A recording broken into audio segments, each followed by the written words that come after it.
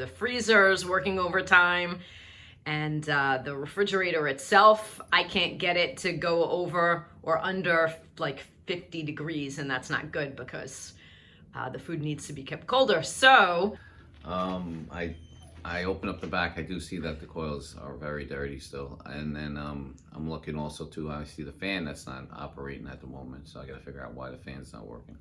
But our first step is we're gonna actually just defrost the refrigerator and see if that works, right? Yes, we're gonna unplug it, because there is ice in the inside of it, in the back, which could be the defrost heater, or it could be the temperature.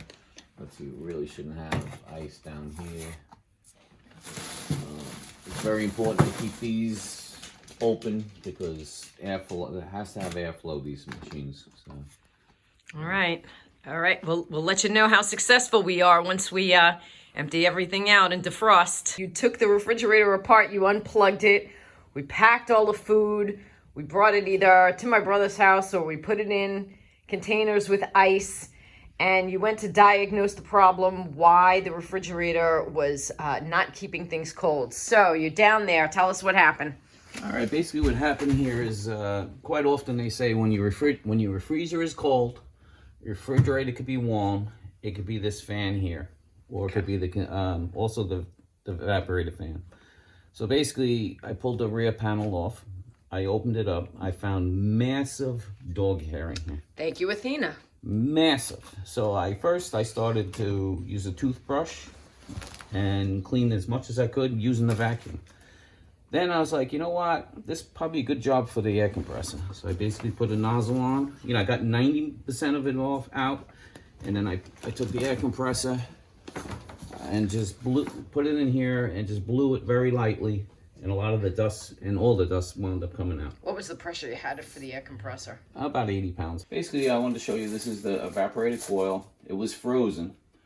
So with it being frozen, I checked the evaporator fan to make sure it functions properly.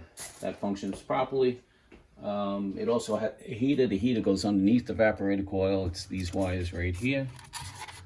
And on the Magic Chef, it does require you to take this piece off, to take the doors off, and slide the whole bottom out. And that's but every refrigerator is going to be different, right? They have little differences, but there's nothing on Magic Chef, so this is helpful. You gotta take these screws out. Okay. Screws that go underneath that hold this pan, which is a little tricky. What's the first piece to go back? Well, this is the styrofoam that was underneath the plastic piece. That goes in. So it goes right over the condenser. Yep. And this basically protects the condenser from getting damaged from stuff that you put in the freezer. One of the things is you don't want to make your freezer too heavy because that can ruin your condenser. But this is protection for that. Okay. This is the floor. It slides back. Okay, so that just slides in. There's grooves. Yeah. And actually, I might have to put this piece back. Yeah, I have to put this piece back first.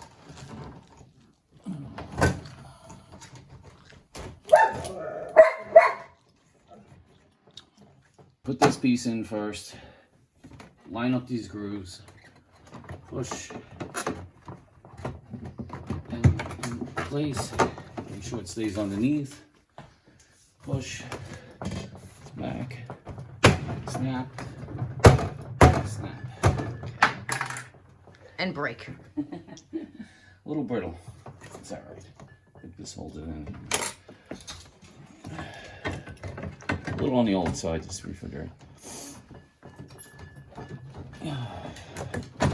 But beats paying $1,200 for a new one. All right.